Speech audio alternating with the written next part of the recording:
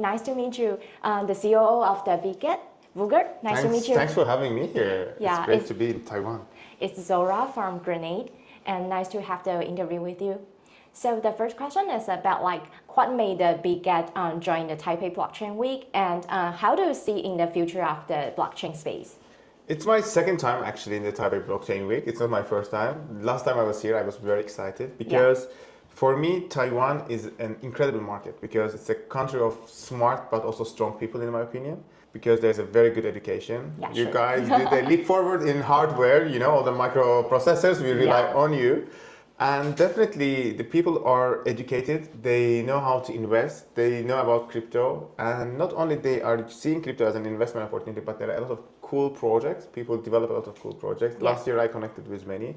That's why we are here, to connect with the projects and see what people are building these days.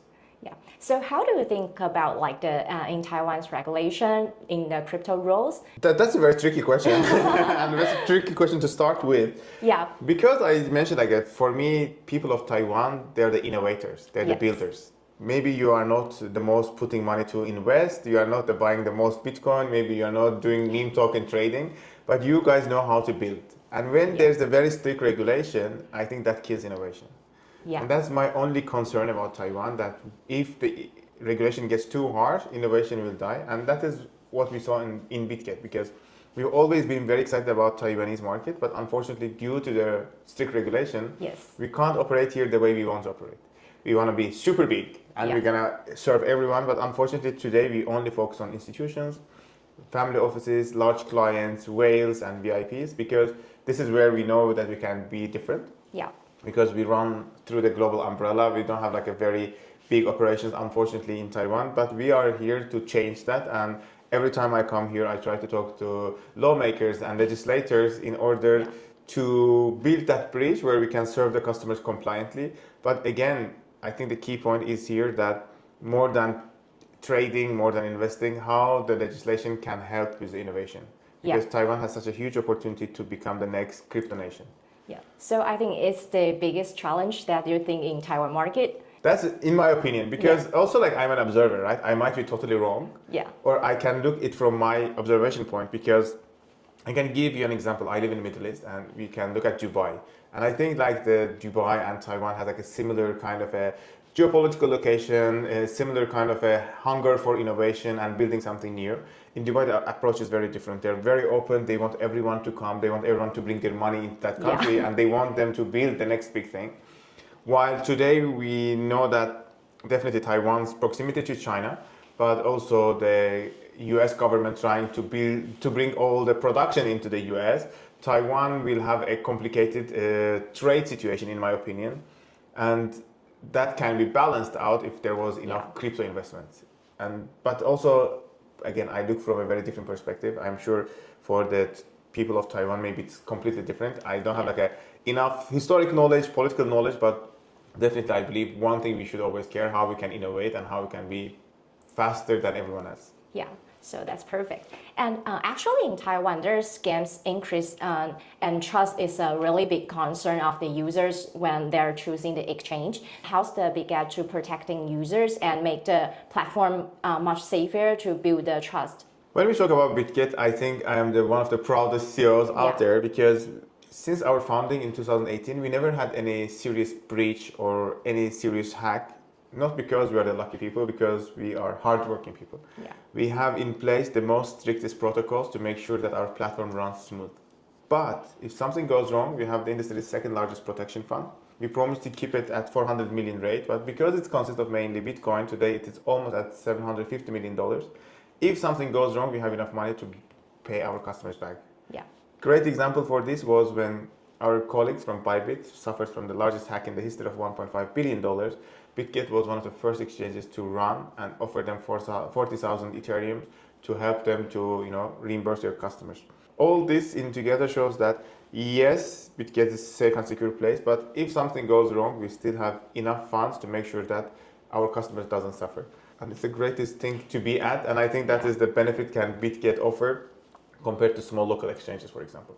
Yeah, that's really great. And so another question is about how is the Bitget approaching in the Taiwan market? As I already mentioned, because we had some compliance limitations, for us the Taiwanese market is more about kind of still exploring or still kind of testing the waters. Yeah. We are focusing with our institutional offering that we started a year and a half ago.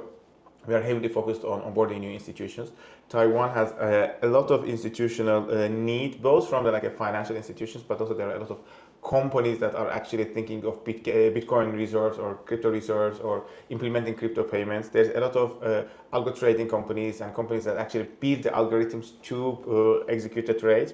That's where is our biggest focus, and also we are focusing on high net worth individuals and family offices that is in here. One shortcoming is that we are not able to serve our retail customers the way we want to, but I hope it can change in near future. We are working with authorities to make sure that we can serve our customers, especially the retail end, in a more compliant way. Yeah. And that's our a hard work towards. But for everyone watching, probably very soon I will have a good news for you that we will be able to serve you all the way we want to serve you, but still making sure that we are working, compliantly and making sure that we follow all the orders that authorities give us. Yeah, so I think we all are looking forward for that. Thank you. Yeah.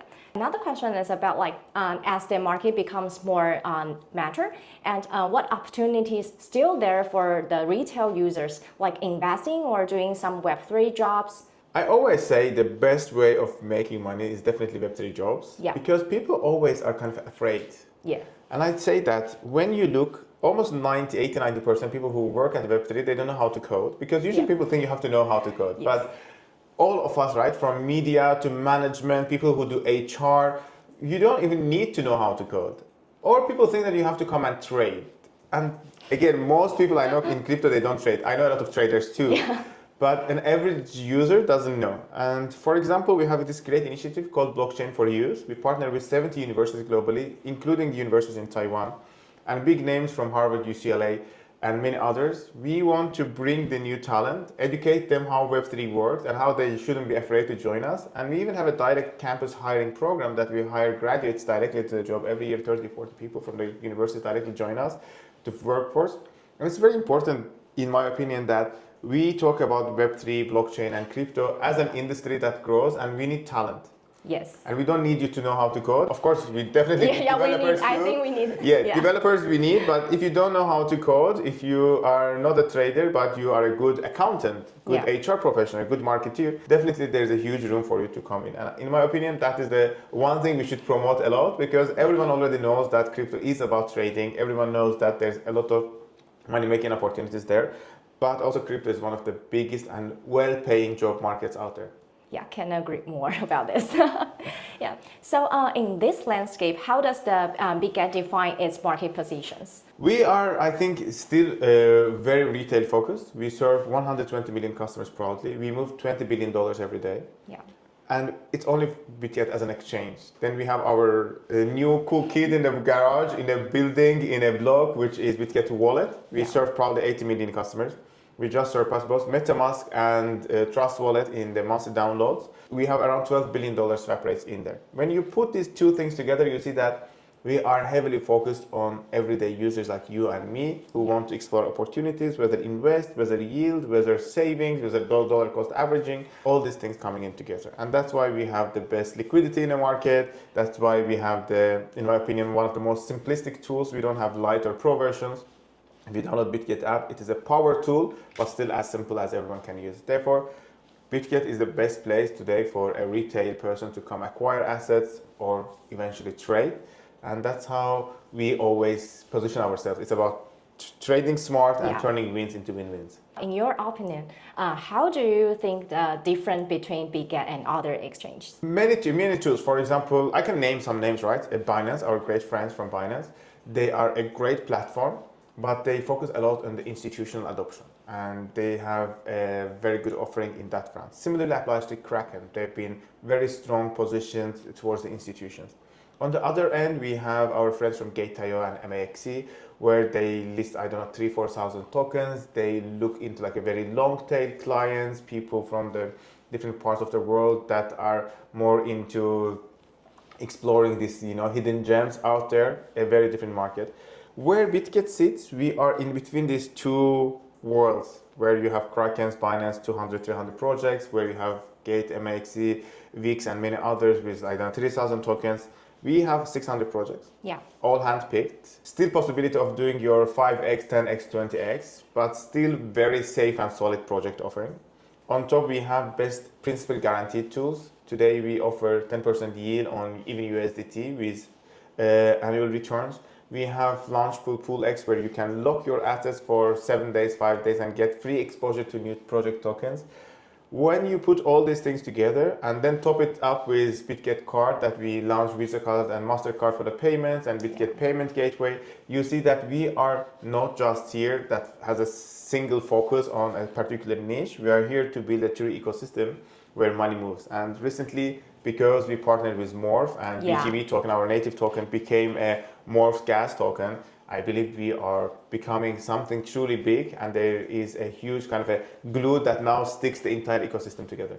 Yeah, so you just mentioned about the Morph, because it's yesterday's announcement, and it's really big news because it's announced that Bitget just have a collaboration and partnership with Morph, making the BGB as a gas token and governance token. So can you share some like the core value behind this movement or the meaning of the BGB's future? Definitely.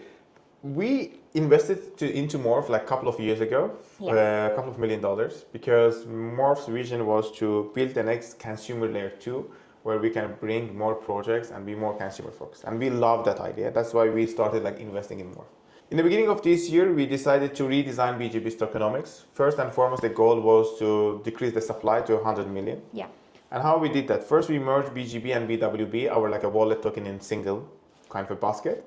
Second, we decided to buy and burn $500 million tokens, which helped us to kind of skyrocket the price to all-time high at $8.5. Every quarter, we buy and burn. With Morph integration, we decided that the treasury reserves and team reserves, we will be 440 million BGB we will be transferring to Morph Foundation. Half of it will be immediately burned, the other half will be locked and then unlocked 2% every month, making it one of the like a slowest kind of unlock rate, decreasing supply. And in our ecosystem, there's so many ways to actually BGB, people will buy, will store, you can invest, reinvest, that is decreasing the sell pressure. That's why price has been very consistent last 1 year, around $4.5. I know that with the news, the price went up, it stands somewhere 5.5 and it will definitely go up. Now, because any action you will do within our ecosystem, but also within Morph's ecosystem, will be paid and governed by BGB token. It means the price will definitely go up, the velocity and speed will go up, and because we will continue burning more and more tokens and decreasing the supply, actually the chances of BGB becoming next big thing and making more and more millionaires over the night will be inevitable. And I hope for people watching today, if you don't hold BGB token, this is your chance. Yeah, so I think this partnership just making the flying whale.